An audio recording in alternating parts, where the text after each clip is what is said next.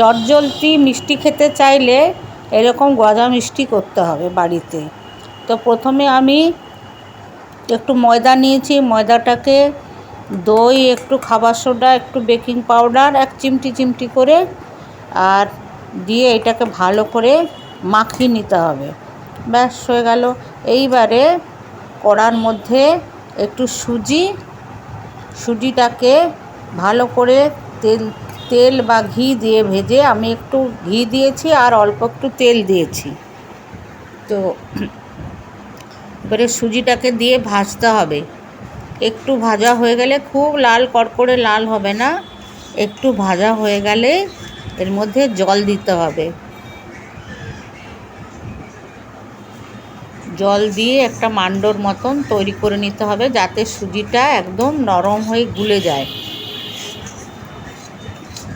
আপনারা বাড়িতে এরকম করে খাবেন, দেখবেন ভালো লাগবে।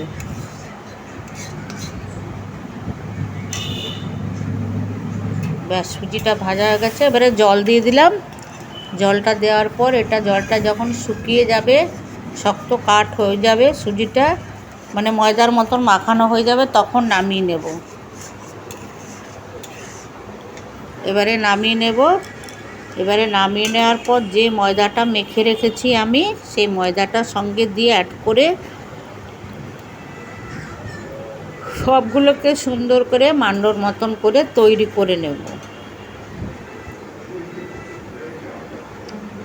এইবারে দিয়ে দিলাম, একটু গরম আছে, একটু ঠান্ডা হোক, ঠান্ডা হলে মাখিয়ে নেব।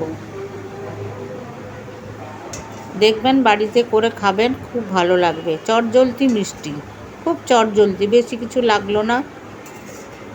এইবারে কড়ার মধ্যে এই যে গোল গোল পাকিয়ে রেখেছি, ওইটা গজার মতন, এইটা তেল আর ঘি দিয়েছি, এটাকে ভেজে নেব সুন্দর করে, লাল লাল করে, মিষ্টির আকারে, যেমন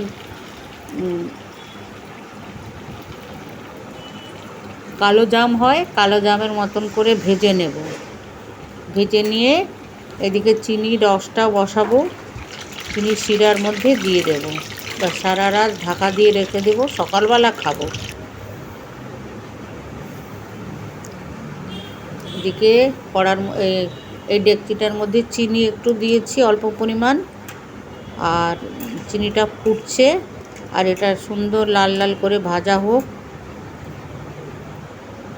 ব্যাস, এবারে দিয়ে দিলাম চিনির রসের মধ্যে, আবার ভাজছি, আবার দিয়ে দেব। এইভাবে সব মিষ্টিগুলো তৈরি করে নেব। তো কেমন লাগছে বন্ধুরা চটজলদি বিকালের নাস্তা? এটা সকালবেলা খাবো।